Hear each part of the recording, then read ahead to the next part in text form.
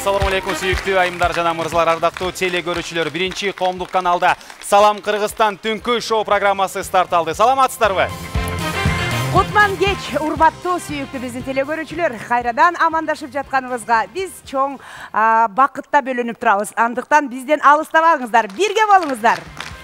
Барсыздарбы, амансыздарбы кыргыз калкым деп, сиздер канчалык деңгээлде ишембине күтүп жаткан болсоңуздар, биз сиздерден дагы күчтүүрөөк күтөбүз. Себеби биз сиздерди жакшы көрөбүз. Биз менен бирге болуңуздар. Сүйүктүү теле көрүүчүлөр, барыбызга эле белгилүү, барыбызга эле маалым, сулуулук дүйнөнү сактайт. Бүгүн Салам Кыргызстан сиздер үчүн аял затынын сулуулугу, жаратылыштын, дүйнөнүн дегеле сулуулуктун жанында кеп кылмакчыбыз. Биз менен болуңуздар, кызыктын баары али алдыда. Салам Кыргызстан, биз баштадык.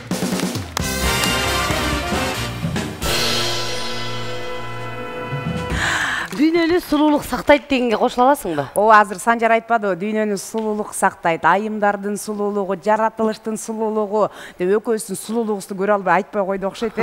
Бирок жигиттердин деле сулуулугу, Санжарды карасаң, красавчиктер гана караса, красавчик. Өлүп жаштакка. Жок, өзүңдү сен сулуумун деп эсептейсиңби? Эмнеге эсептебейм? Мен карасаң мындай, оозум оймоктой, мурдум кырдач, көзүм топчудай, кашым чийилген, баш чиркин кандай сулуумун. Сенчи? Сен аябай жакшы сулуусуң, көзүң топчудайбы? Ооба. Сен аябай, мен өзүмдү сулуулардын катарынан дагы супер сулууларга кирем деп эсептейм. Мен мондан жалт караганда карасаң? Ооба. Акмөр. Акмөр.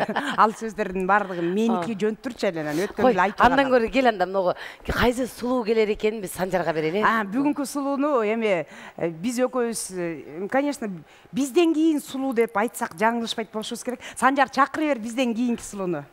Өзүн мактагандан өлгөнчө кач демекчи. Мен кесиптештерим жанатан бери өздөрүн мактадат, эми мен бир студия болгон үчүн качып кете албайм. Ал эми мунун баары тамаша, ушул позитивдүү нотада сулуулуктун символу болгон, Инстаграмда эле 42 000 фан страницасына ээ болгон айым сахнага чыкмакчы. Дүркүрөгөн кол чаңыңыздар менен тосуп алыңыздар. Анжелика Бекболиева сахнада. Саламатсызбы, Анжелика? Миллиондогон подписчикаларыңыздарга эң баштан салам айтыңыздагы төргө өтүп бериңиз. Салам жолдойм бардык бүгүнкү Салам Кыргызстан көрсөтүүсүнүн көрүүчүлөрүнө. Саламатсыздарбы. Кесиптештеримден сурап кетким келет, эми бизге мырзаларга муну түшүнүш оор. Айымдардын ар бирөөсүнүн эле бирөөсү болбосо дагы экинчисинин же жок деген үчүнчүсүнүн бир эле көйгөйү бар. Семирип баратам, эмнегедир сулуулугумду жоготуп баратам, кандай кылсам сулуу болушум керек, эмне көйгөйүңөр, эмне проблемаңар, эмне? Ушуну биз Анжеликадан сурап албайлыбы? Эркектердики окшош эле. Эркектер арыктап баратам. Ошону эле наоборот турбайбы? Лысый болуп баратам деп атса. Ошол эле сурооду Анжеликага берели. Саламатсызбы, Анжелика? Кандайсыз теги? Жакшы, рахмат. Рахмат. Ушул эле азыр мына Санжардын сүйлөп атканын эле сага беребиз суроосун.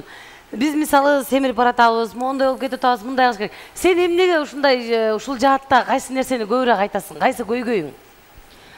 Эми адам баласына эч нерсе жакпайт экен да. Арык болсоң, толук болсом дейсиң, толук болсом арыктасам дейсиң. Анан сулуу болуп турсам да ушул биягымды мындай кылып алганда дагы жакшы болмок. Же чачым кыска, узун болсо жакшы болмок деп аны да жөн койбой өстүрөбүз, чаптайбыз.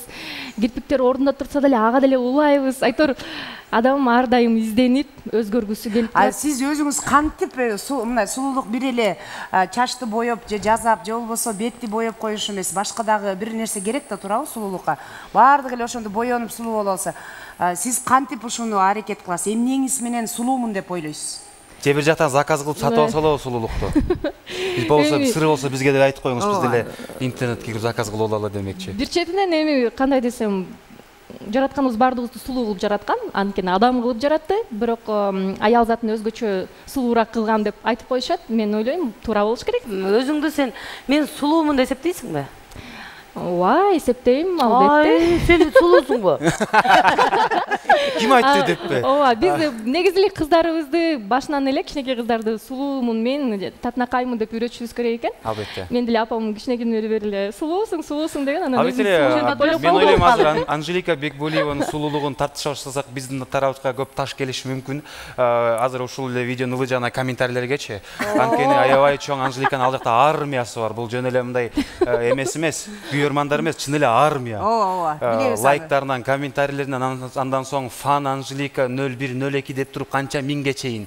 Ал эми ушунун баарын бир эле көрсөткүч бул демек Анжелика сулуу деген сөзгө көбү кошулат экен. Демек сулуулуктун жөнүндө сизге суроо берсек болот экен. Абайлап сүйлөшүбүз керек.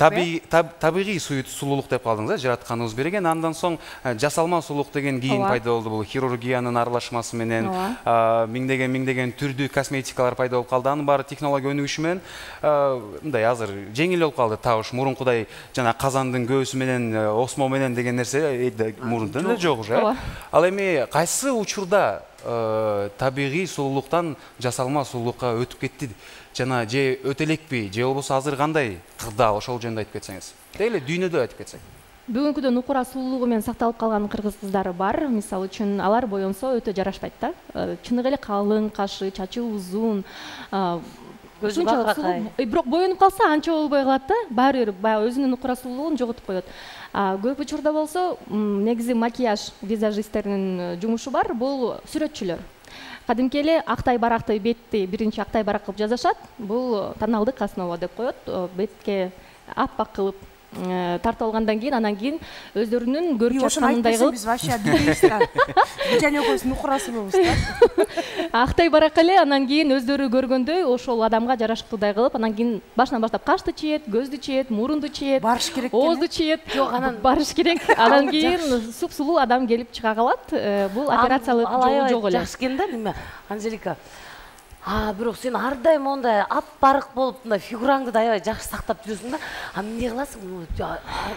Нар жагыңан фундаментиң арыкпы, же өзүң диета кармайсыңбы, же айтып койчу бизге да. Эмне семирбейсиң? Жинге тийип. Мен толук эле просто мындай эфирлерге келгенде деп ичим тартып турам да. Анан эфирден чыккандан кийин кой бергенен мындайдан кетет да, мындай үйлөнүп. Биз азыр Назира эжекебиз тартмак турсунчу, бизди байлап таштады. Эми кээ бир адамдар ушундай берекелүү болуп көрүнүшү менен сонун көрүнөт. Татынакай болуп, бийлесе дагы бий жарашып, мисалы кээ бир арыктарга бийлеген жарашпай калат да. Мен ойлойм, өтө арык болбош керек, айым өтө толук болбош керек. Сен ошо арыктарга киресиң деп. Мен азыр ортончуларга ортончуларга, ошондо сонун экен, маза кезе. Анжелика, мисалы чынында эле сен сулуусуң, түтүтү көз тийбесин. Боюң кичинекей деп атпайсың, боюң деле жашынакай, өзүң деле татынакай. Анан кийин эмне үчүн сен ырчы болуп кеттиң? Бүгүнкү тема мага жагат деле. Иә, Анжелика, сен эмнеге ырчы болуп кеттиң да? Сен эме топ модель болуп барсаң болбойт беле? Негизи Анжелика, сизге бир нерсени айтып коеюн, даярдап коеюн. Жүрөм лакылдап учуп кетчү болот. Назира Жетигенова мактап туруп суроо бергенден кийин мен кеткенден кийин шошот билем да. Экинчи суроосу азыр нокаут болушу мүмкүн, ошого даяр болуп турабыз. Ооба. Даярбыз, эмнеге топ модель болгон жоксуң, ырчы? Топ модель болуш үчүн ошол бой керек. Эң биринчи. Боюңуз канча сиздин? Мировой стандартка кириш үчүн 1.75тен өйдө керек. 1.70тен, меники 1.67. Акыркы 5 жылда 2 сантиметрге боюм өстү. Көрсө бой өсөт экен. Чоксу сеники өсөт абы. Ооба, өстү. 30 жашка чейин бой өсөт. Андан кийин 25ке чейин негизи. Анжеликанын переходный возрасты эми келди да. Аз жакында үнү өзгөрө баштайт. Грубо болуп. Бул балалык кыял болуш керек. Кичинекей кезимде ошол ырдайм деп ушул 4 бурчтук телевизордун ичине киргим келе берчү. Кыялым ошол кирип ичине микрофон кармап ырдаш керек болчу. Көрсө бул нерсе деле мүмкүн экен. Чындыгында мындай эле жашынакай жерге келет экенсиң, кичинекей камера тартып чоң телевизорго чыгарып коет экен. Ошентип эми ырдаган бул менин жан дүйнөм десем болот да. Бул сырткы келбет өзүнчө, жан дүйнө кандай келбет болбосун ал ырдай берет да. Ырчылык жөнүндө дагы кеп башталып кетти. Ал эми мен сиздин ошол сахнада деги эле көбүнчө клиптерде, ырларда, интервьюларда көбүнчө сиз байкасаңыз керек, айымдарга жана өзгөчө ошол өспүрүм кыздарга көбүнчө сизге аябай кызык көргөзүшөт. Комментарийлерин жазган болушабы, сүрөткө түшкөн болушабы, деги эле чоң концерттерде болобу, Анжелика Бекболиева чыкканда жанында көптөгөн жүздөгөн өсүп бараткан эми мындай Анжеликадай болсом деген кыздар көп болот жанында. Ал эми ушунча көп көз карап турат, ушунча көп өсүп бараткан кыргыздын болочок ар бир энелери да ошолорго үлгү катары болотам деген мындай коркуу сезими жокпу сизде? Балким аларды бир начар кыймыл аракетин болуп калса, туура эмес жактарга ойлор кетип калышы мүмкүн, балким мен башкача тарбиялап салышым мүмкүн деген. Балким баары эле ойлонот, мен дагы чоңойгондо көп боенуш керек экен, анткени Анжелика эжекебиз боенот, мен дагы боенушум керек, постоянно боенам деп туруп уктаганда дагы боенуп жатат. туура айтасыз. Эми мен идеалдуу эмесмин. Идеалдуу адамды жолуктура элекмин. Буга чейин мен деле кумир туткан инсандар бар. Мен жактырып, алардын күнүмдүк жашоосуна кызыккан айымдар бар. Алардын көбүнчөсү кийингени, макияжы жакса, кээ бирөөсүнүн жашаганы, үй бүлөсүн алып жүрүп атканы, бирок бири-бирине алар мындай кандай десем, айкалышпайт, топ келишпейт. Кээ бирөөнүн бир гана ырдаганы жагат. Мен билбейм, көбүнчө мындай акыркы учурларда анализдеп калсам, кийинүү стили боюнча, анан кийин көбүнчө ошол күнүмдүк өзүмдү алып жүргөнүмдү жактырышканын көп жазып калышат. Мен кийинүү стили болуш керек. Ушул сизге дагы жакшы эстеп кеттим да, сулуулук темасында. Сиз күнүгө Инстаграмга сүрөттөрдү толтура киргизесиң да. Уктуп атсаң деле сулуусуң, турсаң деле сулуусуң, басып баратсаң деле кыздарың деле окшош кийинип алып ушинтип жүрөсүң. Сен жумуш кыласыңбы же кетишкен өзүңдү карап отуруп? Менин жумушум бул ошол. Сулуу жүрүү, кыздарымды сулуулоо. Кыздар, үйдө эчтеке кылбайсың. Бүйөөңдүн кийимин ким жууйт, тамак ашын ким жасайт? Аны башка Анжелика жасайт. Үйдө башка Анжелика бар. Окот жасап, кол жууп, идишак жууп. Ушунун баарына качан жетишип атасың? Боёнуп, жазанып, чач жасап, анан кыздарыңды кийинтип, окшош кийинтип, кайсы убакта жетишип атасың? Балки мен Инстаграмга ошол сулуу болуп турган кезимде эле сүрөткө тартып коем. Мындай кезде тартмай жок. Ал эми Анжелика, сага дагы бир суроо берип кетели. Ушул сиз сулуусуз, сиз татынакайсыз, сиз деген мүчө боюңуз баарысы келишкен. Анан биздин көп чыгармачылык кишилер, мисалы үчүн мындай мен айылдагы биздин калай калкка жакыныраак суроо берейин. Мисалы биздин көп инсандар болгону магазиндерге барышат. Мындай торговый центрлерден гана кирип чыгып кетет. Сиз негизи базарларды аралайсызбы же аралабайсызбы? Же базарларды араласам мен сулуулугума чаң жугуп калат, же болбосо жанагы базарда кишилер сүрөткө түшүп алалы дейт деп мындай ренжибейсизби? Жок, биз деген билбейм, Кыргызстанда баардыгыбыз эле, сиз деле баарыбыз эле базар аралап эле, күнүмдүк жашоодогу эле жашаган эле адамдарбыз. Анан телевизорго чыкканда эле мындай сулуу болуп, сонун көйнөктөрдү кийип, мындай бир башкача элдерге көрүнөт болушубуз керек. Базар кыдырганды жакшы көрөм.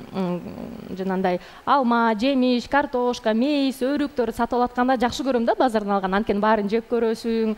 Анан өзүң калашыңча аны өлчөп салдырасың да, өзүнчө ырахат алам да ошол нерседен. Содалашасызбы? Содалашам. Содалашып көрбөйсүзбү? Кандай содалашат экен? Дүкөндөрдө болсо Тимурун кыдырчумун. Азыр болсо дүкөн баягы базарларды кыдырчумун кийим алганда. Азыр көбүнчө дүкөн, анткени кийинип которунганга дүкөндөрдө ыңгайлуу. Анан баалары дагы базардыкынан да арзан болуп кетти дүкөндөрдө. Ошондуктан дүкөндөрдө Дордойго бармай калдыңыз. Дордойго болсо барам. Материал алганы, көйнөк жаңы көйнөктөр тиктирип атканда барып, ал жакта деле содалашам. Ал эми сулуулук дүйнөнү сактайт деген дегеле ушул афоризмге, ушул сөзгө кандай көз карашыңыз бар? Чын эле кантип дүйнөнү сулуулук сактасын? Сулуулук дүйнөнү сактайт. Дүйнө жүзүндө тынччылык болсун деп көбүнчө сулуулук конкурстарында айтып калганда мындай чоң бир фраза, логинди көп угуп калчумун да.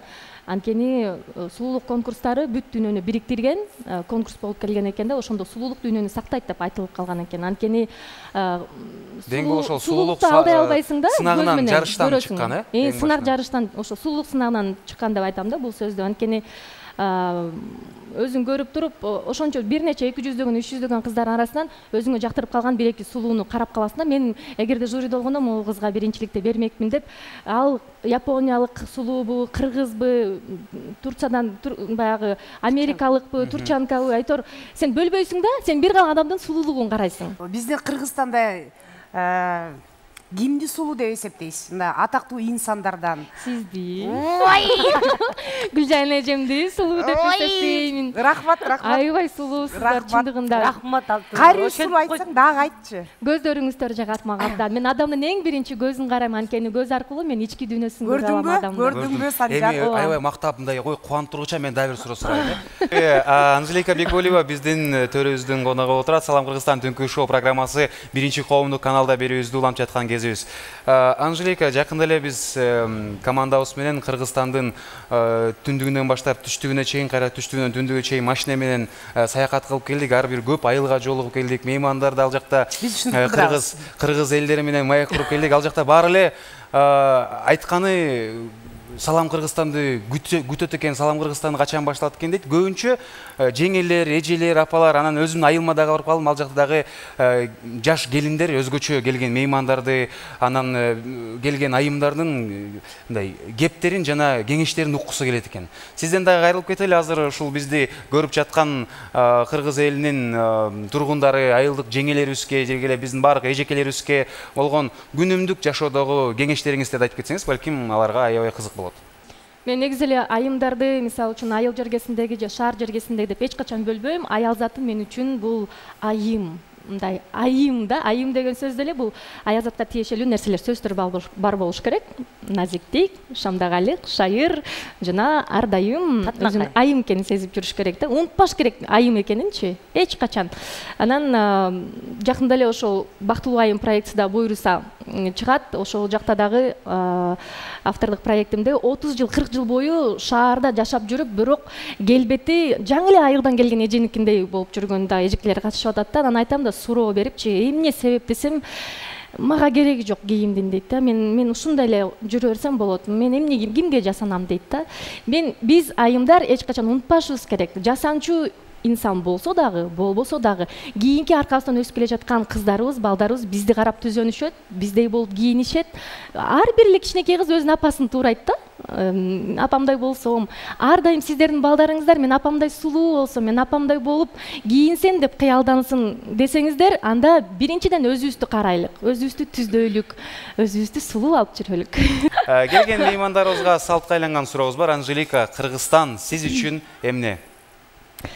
Кыргызстан бул мен үчүн эч нерсеге алмаштыргыс байлыгым. Кыргызстан менин үйүм, Кыргызстан менин сыймыгым. Ал эми экстра суроо, сулуулук сиз үчүн эмне? Сулуулук мен үчүн күнүмдүк жашоомо стимул берип турган күзгүдөгү көрүнүш. Барекелде. Ар дайым ушундай татынакай, суп-сулуу болуп, ар дайым ушундай позитивдүү болуп жүрө бер. Ар дайым биз сени жакшы көрөбүз. Анда эстеликке сүрөткө түшөлү, сулуулар. Аны эмесе ушундай сонун маектен соң, сиздин жоопторуңуздан соң биз сүрөткө түшөлү. Келиңиз ортого сизди чакыралы. Кол чабуулар. Сулуулар келгиле, эми сулуу болуп сүрөткө түшөлү. Эртең Анжеликанын Инстаграм баракчаларында Назир эжекебизди кошуп түшкөн сүрөттү көрөсүздөр. Салам Кыргызстан ТВ шоу деп издесеңиздер, бардык социалдык тармактарда биздин баракчаларыбыз бар. Азыр сүрөткө тартып, андан соң чыгарабыз. Комментарий, суроолорду ошол жака күтөбүз. Келиңиздер, кол чабуулар жаңырсын. Анжелика. Бул деле отура албайсыңбы, да? Отура алсак эле болот, бул жака отура алсам эле болот.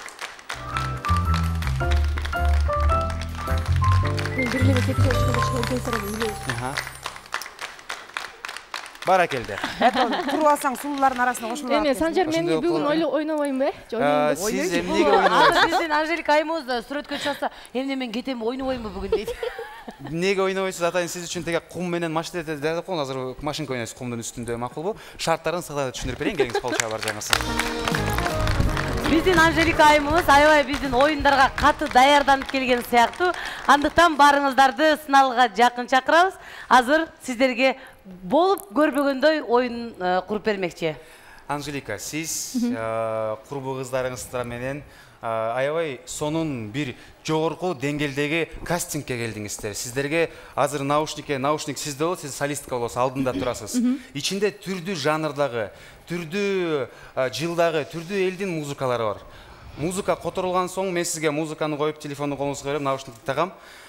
Музыка сиз үчүн жаңырат, анткени бул жактан баарына жаңырганда жакшы тактары, биттери угулбай калышы мүмкүн. Ал эми залда дагы ошол эле музыка болот, биз канчалык деңгээлде битке түшүп атасыз, канчалык деңгээлде мыкты окшоштуруп атасыз, жана албетте эле көп клипиңизде көрөбүз, эмоция менен сиз инсанга ишендирип кое аласыз. Ошон үчүн бийлеп атканда чыгыш стиль болсо, чыгыштын стилин бийчисинин эмоциясы, эгерде Европа стилин бий болсо, Европа, корейский болсо ошо бүт эмоциялар менен да окшоштуруш керек. Индийский болсо индийский. Ортого сен бийлейсиң, биз Гүлжайна экөөбүз подтанцовка артта турабыз. Келиңиз, ортого туруп бериңиз. Наушникти кадаңыз. Жакшы турду, Азыр биз музыканы коем дагы, сүйлөйм. Музыканы койгон соң, биз бул жака дагы музыканы коебуз, сиз бийлей баштайсыз, макулбу? Командаңыз чогуу бийлей баштайт. Аны эмесе кармаңыз. Сүйүктүү телекөрүүчүлөр, даяр болуңуздар. Салам Кыргызстанда Анжелика Бекболиева, конкурс башталды. Биз подтанцовка. Анда эмес азыр Анжелика укпай турганда мен шарттар менен сиздер менен түшүндүрө өтөлү. Азыр аябай кайгылуу ырлар болот. Сиздер барыңыздар күбө болуңуздар туугандар. Бизге муз болбойт атпайбы? Проблема качан болсо дагы Анжелика ар дайым шаңдуу жүрөт экен. Кеттик. Ermegim elin erkelep kızım, kolumdan gittin ertelep kızım. Tenine koşup uzatıp jatam, tenirim bakıp Мына verse de kızım. канчалык проблема болсо дагы Анжелика Бекболиева эч качан кайгырбайт. Kabul alaytkan salamın. Көрдүңүздөр токтоп турабыз, үзүлүп кетти. Телефонду коюп. Аябай образга. Токтогонго чейин макулбу? Сонун Сонун бири кетти, жетишпей атабыз, жетишпей Эң атабыз. сонун болот. Сени туурашыбыз керек эле да. Буну карман неудобно экен да. Звук. Мындай кармап алыңыз көтөрүп дагы. коюшсун. Уланта бериңиз. А то биз жетишпей калды, сен турайбыз да. Уланта беребиз. О, Гүлжайна артка, биз подтанцовка кылабыз. Görünüp jarqti düşsü deyip Gül zarlap jolum karadım. Көргөн bir күнүм Анда kursun şu Анжеликага кол чаап койсоңуздар болот. Байкадыңыздар. ata bir jetim bağlar. Азыр телекөрүшкө мынакей. Өзүңүздөр байкагандай эле кара жорго башталды окшойт Анжеликанын музыкасында.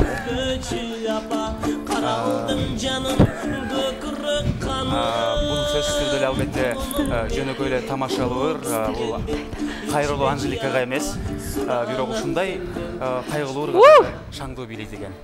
Көрдүңүздөр Анжеликаны, эч маанай бузулбайт.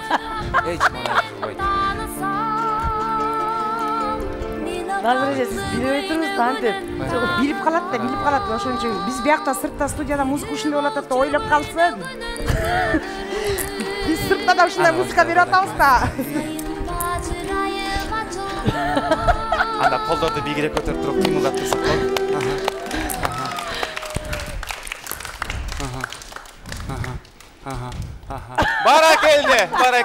Баракелде. Браво. Анжелика, наушникти алсаңыз болот. Сизди чын эледен ыраазычылык билдиребиз, аябай сонун окшошту. Ушул музыкаларга Анжелика жакшы биледи, окшошту, азамат экен дегендер кол чаап койсоңуздар болот. Аябай шаңдуу музыкага, аябай шаңдуу биледиңиз. өзүм эле жыгып алдым иши Кайсы бул. музыкага кантип биледиңиз, канчалык деңгээлде ушул шартка дал келди, сиз сын алгыдан көрөсүз, үй бүлөңүз менен кыздарыңыздар менен чогуу. Макулбу? Ал эми азыр ушундай сонун оюндан соң биз сизге белегибизди дагы ыйгарып коюуга уруксат Сиз этебиз. аябай Шоробайке бийлеп келиңиз. Анжелика кандай бийледи? Анжеликанын өзү Биздин Шоробайке да кем бийлебейт. Ооруш керек. Рахмат. Сүйүктүү телекөрүүчүлөр, Анжелика Бекболиева сиздердин назарыңыздарга келиңиз, Анжелика. Салам Кыргызстан, ар дайым саламыбыз түз болсун, манайыбыз ачык болсун жана ошондой эле жашообузду ушундай шаңдуу күндөр коштоп жүрсүн. Азаматсыздар, кол чаап. Барекелде. Сизге да чоң рахмат, албетте эле мунча белектин баарын Шоро компаниябыз аябай сизге берди, көтөрүп кетишиңиз оор болот, ошондуктан Шоробай экебиз өзү мотоцикли менен жеткизип коет сизди. Мен жакшы көргөн корут. Анжелика Бекболиева, келип туруңуз, Анжелика. Рахмат. Чоң рахмат, бизге жакшы оюн көргөзүп бердиңиз. Кыздарыңды өпкөй, ар дайым сулуу болуп жүрөр. Эртең өзүңүз биргеликте көргөндө аябай сонун оюн куруп бергениңизди кыргыз элин баалап алса керек. Барекелде, келип турабыз.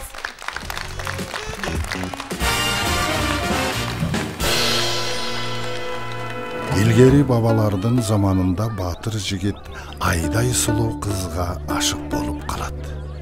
Көп өтпөй жигит жактырганы менен кыз кулмайга түшөт. Сулууну кууп жетсе, имере тартып жүзүнөн сүйөт. Ал эми жетпей калса, кыздан 40 камчы жеп, элдин алдында уят болот.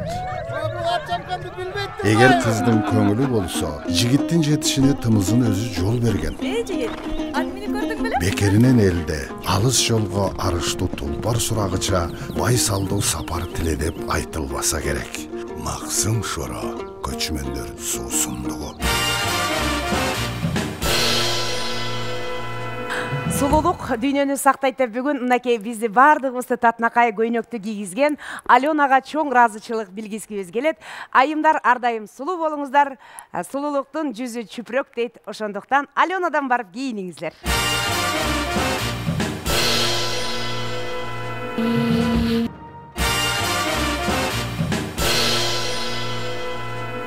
азыркы сулуу кыз келет экен ким билет. Дагы сулуу келет бекен, нерке. Ой, ал эме. Ким мерген турган байке? Ооба. Эй, азыркы сулуубуз дегенди алыстан канча ашууну ашып атайын бизге конок болуп келиптир. Сулуулуктун Ашып келди. эки ашууну ашып келди. Ашып келген болсо, Каштары, анда мен аны таптым. Ким? Эки ашып келе турган биздин Ордолуу Ош шаары жактан келген экен. Ош шаарында единственная бир гана сулуу бар. Кой антип Ошто башкалар таарынып калат. Жок, таарынбайт. Алын сулуулугуна баары эч кимизи мындай мен будан сулуумун дебейт, мен байкап калдым. Бул деген кыргыздын сыймык кызы. Аны Санжар айтсын. Биздин сулуу сиңдибиз Санжар. Сүйүктүү теле көрүүчүлөр, сулуулуктун жанында кеп башталган соң мен сезип турам, баарыбыз сыналга жакын отурган кезибиз. Ушул учурда кесиптештерим айтты, эки ашып алыстан келген биздин мейманыбызды өзгөчө сиздерге кайрылып жатам, кол чалуулар менен тосуп алыңыздар. Самара Каримова, салам Кыргызстанда. Бийлеп чыгал Самарай. Караңыздар тургандар, элекебиздин чачын көргөндө эле баарыбыз вау деп чыңдалып турабыз. Куш келесиз. Geliniz Samaşbay, geliniz. Мынча сулуусуз, мынча сулуусуз. Kuş geldin Samara, bizdin Куттуу студиябызга. Рахмат, бар болуңуздар. Кандайсыз? Сиздерге кубанычтамын, жакшы. Чарчабай эле алыскы Ош шаарыбыздан аман эсен келдиңизби? Оштогулар жакшыбы? Бардык Ош Ордосунун эл журту аманбы, эсенби? Бары жакшы, Ордолуу Ош шаарынан баарыңыздарга өзгөчө үчөөңүздөргө аябай чоң салам айтып жиберишти. Сиздерге жалындуу ысык салам. Жана ошондой эле бизди көрүп жаткан теле көрүүчүлөргө бар болуңуздар, аман болуңуздар. Ой, барекелде. Сулуулук дүйнөнү сактайт деген тема бүгүн Салам Кыргызстан түнкү шоу программасында турат. Дегеле эң башында кепти баштаганга чейин ушул сөзгө сиздин ой пикириңиз кандай болгонун биз билгибиз келип турат. Сулуулук дүйнөнү сактайт деген кандай карайсыз? Сулуулук дүйнөнү сактайт. Бул жашоодо сулуу нерсе мен айтат элем, адамдын эң башкысы бул жан дүйнөсү. Адам ушундай канчалык ички дүйнөсүнөн сулуу болсо, ушундай назик болсо, бул баары адамдын жүзүнө чыгат да. Ошондуктан мен жашоодо бүт адамдардан сулуулукту издейм. Ошондуктан дүйнөнү сулуулук сактайт деп бекерден айтылбаса керек. Демек, ич дүйнөсү сулуу болгондо тынчылык болуп, ошондо дүйнө сак калат дейсиз сиз, Адамдын ички жан дүйнөсү сулуу болгондо, ошол жан дүйнөдөгү сулуулук сырткы келбетке чыгат. Сырткы келбетке чыгат, ошол мамилеси менен адамдарга сулуу мамиле кылат, ошол менен бардыгы байланыштуу деп ойлойм да. Туура айтасың, бул адамдын жан дүйнөсү сулуу болсо, ошол сулуулук өзүнүн жүзүнө да чыгат депчи. Кээ бир адамдар өтө сулууларга кирбейт. Өтө сулуу деп деле эсептебейбиз. Бирок адам менен мамиле жасаганда, сүйлөшкөндө, көчөдө жүргөндө ушунчалык жанында эле мис Кыргызстан кетип атса дагы, ал айым сулуу көрүнөт да. Ошонун сыры эмнеде? Ошонун сыры жогоруда да айттым, бул ички сулуулук. Эң башкысы багындай жан дүйнөң, анан багындай адамдын пейилиден кеңге кең дүйнө, тарга тар дүйнө дейт го, ошону ичиңде кенен коюп, багындай бардык адамдарга жакшы мамиле кылып, мен ойлойм, ошол эч ким сулуу эмес адам жок да, баары сулуу. Бирөөнүн мындай караганда мамилеси, бирөөнүн жүзү, бирөөнүн бирөөгө кылган мамилеси, ошондуктан жогоруда айттым, мен бардыгынан ушундай мамиле издейм, жана өзүм да ошондой мамиле кылганга аракет кылам. Самара, айтсаңыз, бул кээ ушунчалык сулуу болот дагы, бирок муздак болот, жылдызы жок болот да. Сиз айтып атпайсызбы, ички дүйнөсү сулуу болсо, сырткы ошо келбетине чыгат депчи. Жылдызы жоктор кантип мындай келбетин сулуу болуп турса да мындай муздак бир мындай түртүп турган сулуулуктар болот го. Ошолор кантип сулуу болуш керек? Эми барына кеңеш бергенден узакмын, анткени ар кимдин жашоосу башка. Мен жакында эле ушундай окуяга туш болдум. Тойдобуз бир ушундай татынакай кыз бар экен, бой десе бой, чачы, тим эле карап өзүм деле жигиттер эмес, мен да суктанып кеттим да тиги кызгачы, анан бир маал деле ушундай бир жаман сөздөр менен мындай эми айтып болбойт. Ушундай бир бирөөгө мамиле кылды да, оройлуу мамилечи. Ошондуктан багындай ай түстүү түсүңдү бир жаман сөзүң бузуп койду деген мамилени. Айдай чырайыңды иттей кыялың бузат деп. Ошону мамилени туш болдум. Албетте мындай нерселерге кейисиң, ушундайлардан узак болсок. Ошол кыздын сулуулугу мага алып келип берип койбойт. Сиз өзүңүз татынакайсыз да. Мен мага берип койдум ошол киши.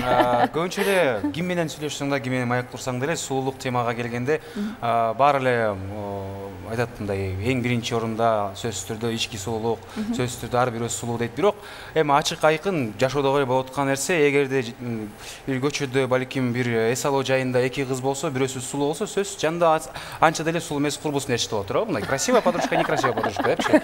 Демек, бул кыздар жөн эле айтат экен, баары сулуудан экен, өздөрү билет да тура. Мен сулуумун, алдыма особо деле сулуу эмес бирөө ээрчитип алайын дейт окшойт. Кандай дейсиз? Жок, андай эмес. Жашоодо менин досторум, байкап көрсөңүздөр, бардыгы менден да сулуу досторум бар да. Мен аларды эч качан сулуу же сулуу эмес дебейм. Ошондуктан менин досторум, менден сулуу досторум көп. Сиз өзүңүздү сулуумун деп эсептейсизби? Сизден кийин эсептейм. Самара, сен ар дайым ушундай мындай сулуу болуп эле ушинтип эле саламатсыздарбы? Мен сиздерди жакшы көрөм. Сулуулук дүйнөнү сактайт. Деп эле жүрөсүңбү же бир мындай жашоодо мен сени билем, жашоодо таптакыр башка самашсың да? Шамашсың да дедим го. Негизинен эми коомчулукта бир аз баягындай эл көзүнө жүргөндөн кийин бир аз жобуш болгонго туура келет да. Негизинен жашоодо сиздей элемин деп коем. Сизге жетпесем деле сиздей болгонго аракет кылам. Самара, эме деп дагы бизде кыргызда жакшы сөз бар эмеспи? Чөпүрөк адамдын көркү депчи. Бул дагы ушо сулуулукка көрк берет, Анан кийин сиздин чачыңыз өзгөчө сулуулукка эки эсе көрк берет да. Бул чачты сиз канча жылдан бери өстүрүп жүрөсүз? Жана эмне кам көрөсүз? Ушундай жалтыраган, узун, кыргыздын мындай сулуу кыздары ушундай чачтар менен жүрсө кандай керемет да? Кандай кеңеш бере аласыз? Ушу сен да карчы, шамаш дегенде мен да бере алачтым. Сулуктан башка бар жок. Самаштын сулуулугун көрүп берсин дилер. Чоң рахмат, чындыгында аябай мактап жибердиңиздер. Кеткенин жамандайбыз. Чындыгында кандай десем, бул чачыма 5 жыл болду, кайчыты элек. Негизинен жолдошум аябай чачты жакшы көрөт. Эгер мүмкүн мен кыркып салмакмын да. Ал болсо ушундай чачыңды өстүр, кыргыздын кыздары чач узун болуш керек деп ушундай кеңештерин айтып кырктыртпайт да. Ошентип жүрүп эле чачым ушундай узун болуп 5 жылда ушунча өстү. 5 жылда. Ага чейин мен студент кезде аябай көп кыркат элем, каалаганымды жасайт элем, бирок андан кийин азыр жолдошума ыраазымын. Себеби ошонун багында кеңеши менен кыркпай ушундай сулуу узун чачка жетиштим. Ал эми биздин уруубузда аялдар чачтуу барыч. Ошондуктан мен да апамды тартсам керек чачым. Анан кадимки эле элдер жууган шампунга жууйм. Бирок чын айтыш керек, аптекада кургатылган чөптөр көп. Өзгөчө чаган, ромашка дагы көптөгөн кайсы түрү эле болсо келип кайнатып туруп жууп коем. Анан айранды дап коем. Өскөнгө бир аз кам көрөсүз. Сулуулук деги эле келбетте болот, сулуулук чач жазалга да болот. Мен мырза катары деги эле мага азыр ушу кыска чачка деле кам көрүш оор. Айттым, башың жууганда буяка чейин чачың түшүп, кургата албай, анан ошол эле тарактын жанына туруш керек да. Ал эми сиздики канча узундугу? Узундугу ченеп көрүп турмун, бирок тиземе бир аз калды жеткени. 1 метрден ашып турдан да, 1 метр. Бир жылдан буюрса тизеңизден көрүп калат экен. Ошондо кантип тура алып жүрсүз? Могу төгүлдү жакка мондо. Эми жууганымды айтпай эле коеюн. Көнүп калганмын. Мен үчүн кызык эле анткени жөнүндө. Кантип мындай физически анткени көңүл эле кызык болуш керек. Эч кимде деле карасаң узун чач жок да. Айтып кетпейсизби чын эле? Кандай аябай эле мындай сыр эмес болсо. Кандай тарат? Ушуга канча убакыт кетет? Чачымды жууганда лестницага чыгып алып ваннанын үстүндө 1 сааттан ашык убакыт кетет. Себеби шампуньдан башка мен маскалайм чачымды. Чачка багындай лактап койсом, плойкаласам, мен татынакай мээрим деген курбум бар. Чачтарым лактап койгондо чачтарым тарынып чыгат да, өзүнчө катып. Мен оливка багындай зайтун май менен, жумуртка менен бүт маскалардын түрүн жасайм. Ошондуктан чачым ушундай узун, анан сынган жок. Анан 3 бала төрөдүм, өзүңүздөр билесиздер. Ошол маалда деле мен чачыма витаминдерди ичип, маскаларды жасап сактап калдым. Мына ушул 3 бала деп айтып кеттиңиз, ошодон алыстабай туруп ушул жерден суроо берип калалы. 3 бала өстүрүп, жарык дүйнөгө алып келип, азыр тарбиялап атасыз, аны жакшы билебиз. Бирок ушу 3 баланы 3 бала эмес, 1 баланы төрөгөндөн кийин кээ бир айымдар өзүн таштап, эми бала багып атам да, мен да бала карап атам дешип калат го. Сиз 3 бала жарык дүйнөгө алып келип тарбиялап атсаңыз дагы, бет түзүлүшүңүздө ушунчалык татынакай кылып алып жүрөсүз да. Даже 3 балалуу эмес, турмушка чыга элек кыздардын бетинен дагы бийигирээк алып жүргөнгө аракет кыласыз да. Мунун сыры эмнеде? Мүмкүн аябай жакшы жолдошуңуздун жардамынан бетиңиз ушундайбы, же өзүңүз элеби? чындыгында мээримден болуш керек. мээримде. Ооба, менин жакындарым ушундай эли журтубуз, анан өзгөчө жолдошум аябай мени колдойт, аябай жардам берет. Ошондуктан дагы үй бүлөдө баягындай алган жарың же турмушка чыккан жарың жакшы болсо, бул ар бирибиздин бактыбыз да. Мен бешенем, менин бактым тоодо экен. Менин жолдошум аябай жакшы, мен аябай жакшы күтөт, аябай алаканын алып көңүлүмө карайт. Ошондуктан ушундай алып жүрсөм керек да. Эгер мүмкүн алда мен аябай кыйнап, ушундай кыйнаганда мен деле бир аз кыйналып калмакмын деп ойлойм да. Кыргызстанда мындай жыл эмес, даже убак, ай эмес, күндөн күнгө мода өзгөрүп атат, күндөн күнгө түрдүү жаңылыктар кирип атат, күндөн күнгө чач жасалгалар, мейкап дегеле сулуулук деген сөздүн түшүнүгү өзгөрүп атат. Кандай деп ойлойсуз? Кайсы убакытка чейин барат? Балким кийин бара кыздардын каштарын кыра башташат, көздөрүн жоңойто башташат. Негизи мода качан бүтөт да? Мода адамзат жашаса, мен ойлойм, мода эч качан бүтпөйт. Анткени ушундай моданын артынан кууган фанаттар бар. А мен өзүм жеке өзүмдү айтсам, мода кууган жан эмесмин. Мага бир нерсе жакса, жарашса ошол нерсени кие берем. Ошондуктан бул заманга карап, чөйрөбүзгө карап кете берсе керек. Мүмкүн кыздар өзүңүз айткандай кашын кырса деле өзүнө жакса, кырсын, өзүнө жакса боёнсун. Самар, айтсаңыз, ал эми азыр ушул учурдагы доордун эталон, сулуулуктун эталону деп коелу, биздин бир образ элестетип берсеңиз, сүрөттөп берсеңиз, кандай айым, мына ушундай айым сулуу деген образды бизге айтып берсеңиз? Негизинен мен кыргыз айымдар, өзүңүздөр билесиздер, тарыхтан эле бизде абдан сулуу айымдар көп өткөн. Биздин Бөбүсара Бейшеналиева, Татуу Турсунбаева, дагы көптөгөн. Мен ойлойм, эң биринчи кыргыз айымдары шыңга бойлуу. Эми негизинен кандай бойлуу? Айтпай эле коеюнчу, силер дагы башка жакка буруп саласыздар. Эч жакка бурбайсыз. Сизге, бизге эмес, сиз теле көрүүчүлөргө жооп берип атасыз. Ошондо узун бойлуулар сулуу болсо, мисалы жайнап элежемдей. Жок, биз эч нерсе кылбайбыз, айтып. Айтып атпаймынбы, канча Кандай негизи болуш керек? узун бойлууларга киребиз. Узун бойлууга киресиздер, албетте. Чындыгында мен ойлойм да, ушундай баягындай айым, мындай балалуу айым, боюнда бар айымдарды билбейм, мага башкаларга кандай, мага ушундай сулуу көрүнөт да. Мүмкүн эми башка бирөөлөр айтышы мүмкүн. Мени айтат элем ушундай. Бул айымды кооз кылып, айымды сулуу кылып, айымды назик кылган анын баягындай үй бүлөлүк айымдык бактысы деп ойлойм да. Ошондуктан ар бир айым үй бүлөдө бактылуу болсо, сулуу. Ал эми деги эле сулуулук жаралып жатканда бир эле айымдын сулуулугу эмес, ар бир нерсенин өзүнүн сулуулугу бар, жаратылыштын сулуулугу, же өзүңүн жашаган жериңдин сулуулугу, ар бир буюмдун сулуулугу. Деги эле сулуулук көп нерсеге таандык. Ал эми аял затынын сулуулугун айтып турган болсок, келбет эмес, кийим сулуулугу, тандоо боюнча аябай көп эл арасында тартыштар болуп атат. Элдер социалдык тармактарда бул көп болду. Кийим аз болгону сулуулукту ачабы, же болбосо андан терси кийим көп болгон, оронуп жүргөн сулуулукту дагы көбүрөөк ачабы? Сиздин ой пикириңиз? Бул албетте эле мындай провокационный суроо болду, бирок сиздин жообуңузду ачык кийинген кыздар сулуубу же жабык кийинген, Ар кимибиздин ошол жашоодо ишеничибиз бар. Мен эч кимге шек келтиргим келбейт. Ар ким каалагандай кийинет да, эми чындыгындачы. А мен өзүм айтсам, мен ушул сахнада жалаң узун кийимдерди кийесиң деп айтып калат. Чындыгында мен өзүм жаш болсом деле бул ушул сахнаны, анан элди сыйлаган деп ойлойм да. А жашоодо мени эжелерим билет. Мен үйдө чолок шымдарды кийип деле, майкаларды кийип деле каалагандай жүрөм да. А сахнага чыкканда узун кийип жүрөм. А мындай узун кийинген, анан кыска кийинген кыздарга эч кандай сыным жок. Сиз сын эмес, ой пикириңизди айтпай коесузбу? Билгениңерди кылып жүрөк иши кылып, мага айырмасы жок деп коесузбу? Бирок мага айтса, биздин кыргыздын кыздары менталитет бизде баары бир башка. Биз баягындай миң чыгышты тураган күндө деле биздин кыргыздын кыздарына ушундай арулук, назиктик бул биздин канда бар да. Ошондуктан узун, өзүнө жарашкан, эми аябай узун эмес, бир аз өзүнө жарашыктуу, кийимдерди кийсе сулуу деп Албетте эле деги эле баары айтат, аврат жерлери жабылып турган кийимдер өзгөчө сулуулукту нурдан, көздөн тартуулайт деп турабы? Ооба. Мындай азыр эле Санжар айтып, аягын өзүн кошпой кетти да. Эме деген макал бар эмеспи? Алтын баштуу аялдан бака баштуу эркек эр артык деп коет эмеспи? Эркектер дагы сулуу болушат, туурабы? Сизге кандай эркектерди сулуу деп айта аласыз?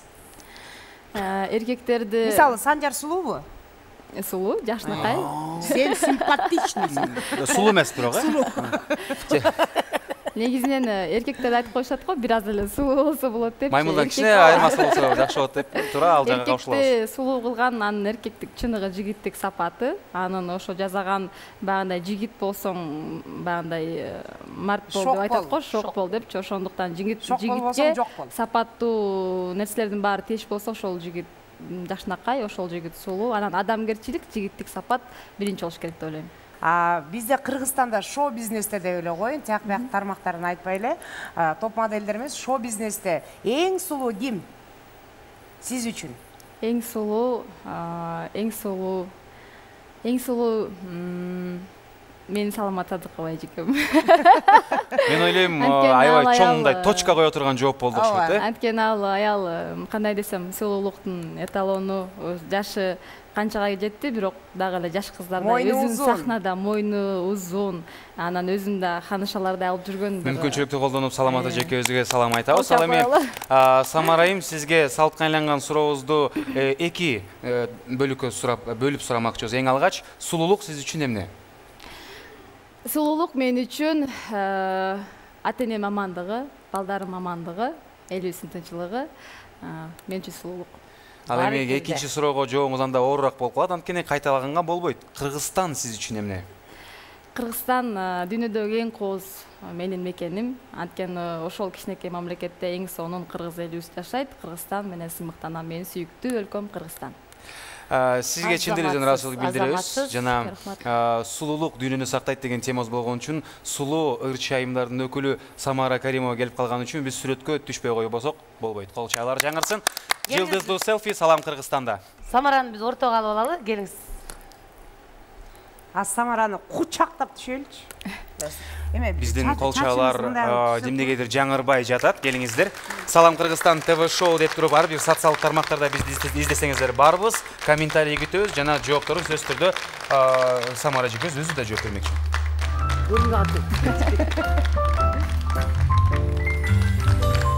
Эң сонун. Чоң рахмат. Самара айым, деги эле өзүңүз байкадыңыз, сизди оң тарапта отурган айымдагы, сол тарапта отургандагы айым өзгөчө мактады, эчке мактады. Анткени бүгүнкү конкурска, бүгүнкү оюнга биздин Самаш дедиңиздерби? Кыйнала Санжар, биз чогуу катышабыз деп атат. Үчөөңүздөрдү сахнага чакырабыз. Биз азыр Самашты биргеликте сахнага оюнга чакырабыз дейбиз.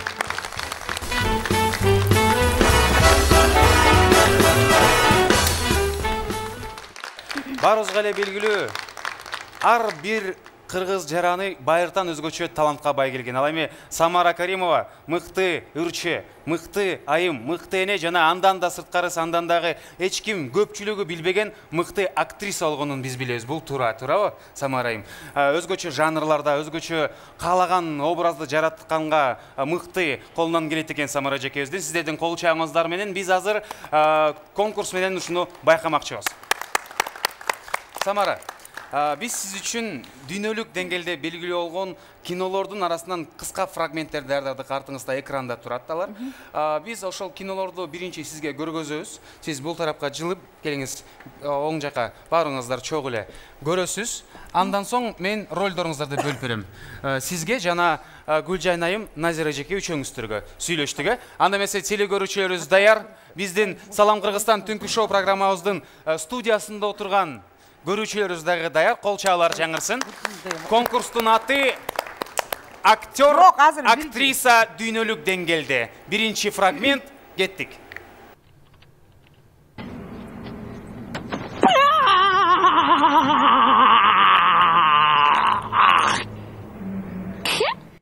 Болду. Эң маанилүүсү башындагы эң акырына кыйк деди ошол ортого келиңиз. Ортого келиңиз. Ал эми артыңызда крутой досторуңуз бар, эжекелериңиз болот артыңызда. Биз эми крутой артта турабызбы? Ортого келиңиз, Даярсызбы? Бул өз негизинен Гүлжайд эжеме жарашмакта. Ошол сизге кылып атпайсызбы? Биз эми артындагы. Ошол эле кинону Самара Каримова турайт азыр кеттик.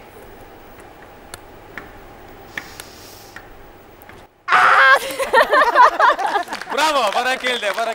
Эл таразайын канчалык деңгээлде окшошту. Сиздер комментарийде жазасыздар. Экинчи кинону көрөлү, келиңиз Самарайым.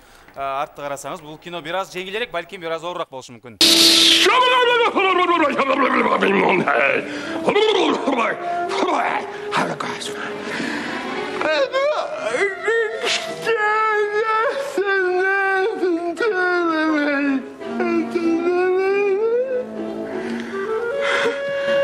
Мына экинчиси Айымдын ролун Назира эжеке сиз ойнойсуз. Азыр багабы? Жок. Жандагысы теги Айым. Айым эркектин ролун Самара эжеке өзү эле ойнойт. Өзү эле ойноп берет Самараны. Адвокат жана жанда жардамчысы. Да бир көрөсүзбү, ойной бересизби? Көрүп коелу. Дайыр жолу. Да бир көрүп коелу.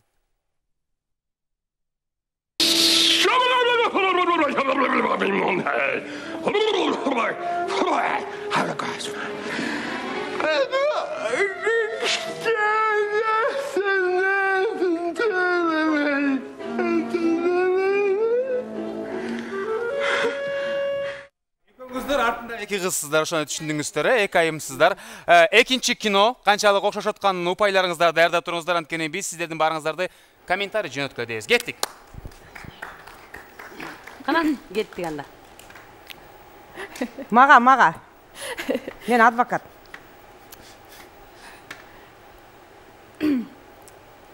Андай боло албаймын го, койгулачы. Не, монда деп.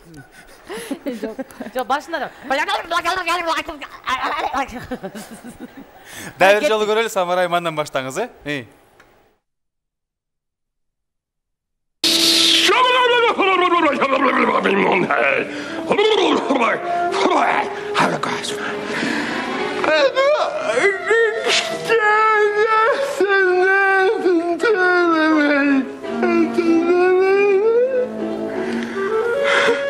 Акыркы жолу көргөздүк. Эми Самара Каримова актерлук чеберчилиги номер 2. Кеттик.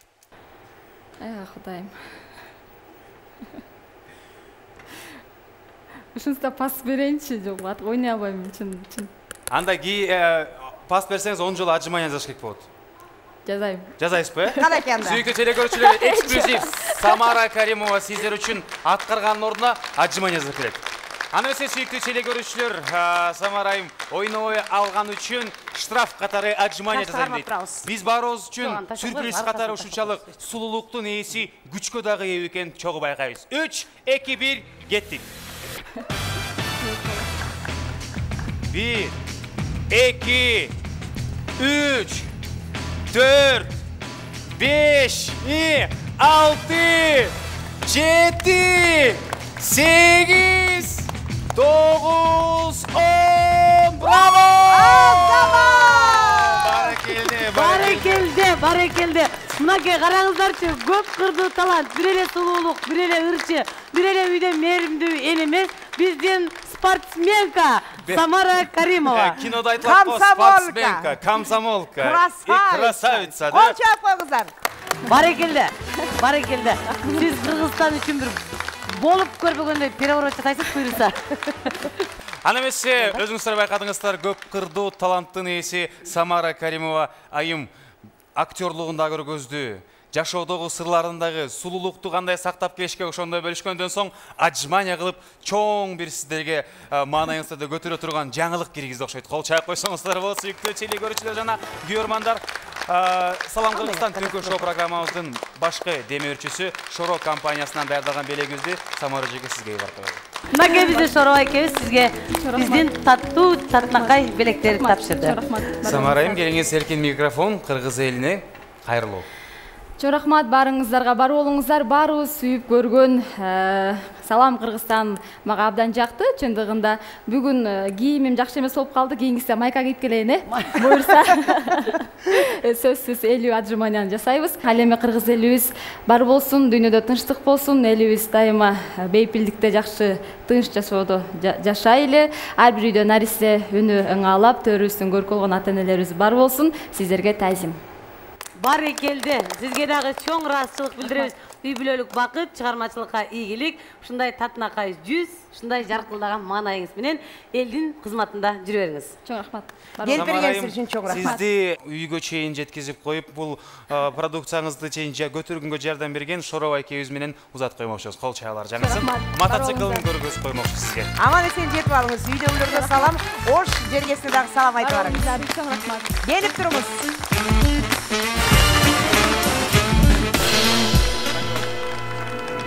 Сулуулук дүйнөнү сактайт деп аябай жакшы сөз экен, мага аябай жагып калды. Бүгүнкү конокторубуз сулуу болгондуктан, дагы айымдарды сулуу болгуңуздар келсе, Мээримдин салонуна чакырабыз. Мээрим сиздердин сулуулугуңуздарга дагы сулуулук кошот. Бардыгыңыздар Мээримге барып сулуу болуңуздар. Урматтуу телегөрүүчүлөр, жаңылык сиздер үчүн. Шоро компаниясынын атынан жаңы продукция Аралаш Шоро Био. Ар дайым күч кубатта болуңуздар.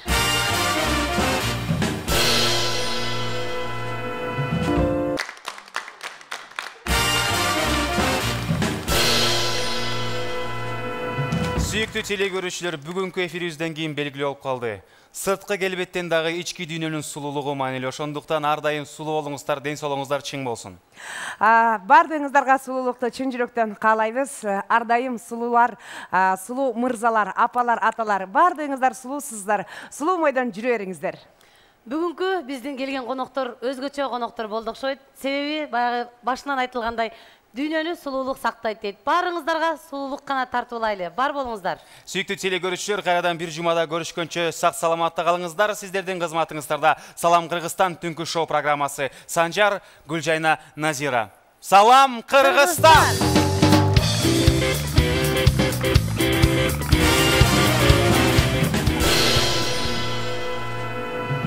Ой, Назирка, Назирже. Ушундай чарчадым менчи, ушундай чарчадым. Эмнеден? Оно эки сулуудан. Эмнеге чарчадың? Биз сулуубуз. Такырманчы эле көздөрүндө ирмегиз келбейт го. Анчалык болбойт дей. Ай, сулуубуз тим эле биз мактап койсок өкөтөк тим эле көккө учуп алып турган. Биз аны экөөбүз жөн эле көзүн чалып. Тим эле алардан башка дүйнөдө сулуу жок деп тим эле өкөтөң көбөт. Экөөдүң эле андай эле сулуу эмес, бирөө Оштон келип, бирөө Таластан келип эле өздөрүнчө эле кыйын болбосунчу эле. Алардан башка деле толтура сулуу айымдар. Мисалы экөөбүз сулуубуз, Назирже. Мен жок. Туурабы? Карачы мына көздөрүбүз балбылдап, оозторубуз оймоктой, каштарыбыз чийилген, белдерибиз ийилген. Бирок эмне ар ким көзүнө ай көрүнөт көзүнө дейт. Сен мага алардан деле супсулуу көрүнөсүң. Ой, сиз деген мага деле апаман да сулуу көрүнөсүз. Анан өтө эле биз сулуубуз, анан монт дегендеричи просто мындай кыжалат болуп кетти, может кеткиче шашып кеттим эч. Мындай да, негизичи ушу сулуулардын арасында жүрсөңчү мындай. Жок, Самара. Кызыксыз, Самара мындай аябай бой көтөрөт окшойт, бой көтөргөндөй болуп отурду го. Жок, өзү жана айтып атты го, бир кыз тим эле тойдо сулуу, анан кийин бир жаман сөздөр сүйлөп, жана актер турап койсо, тим эле ошо страшный болуп койсо, бир нерсе болуп кетет эле. Эмне лекарга деп койсо, ошо бир нерсе, бир жерине бырыш түшүп калып, жаман боюн көтөрдү го, Жок, ал боюн көтөрдү. Берки Анжелика мен ойнойм деп жаш балдардан бүштөр эмне шашат дейт. Дагы эле 3 өкөтөк 3 баланын энелери дагы. Анан темир койчу. Эмне болсун, өздөрү сулуу болсо болсун, эмне болсо жүр кетсе, буттарымды ооруп кетти.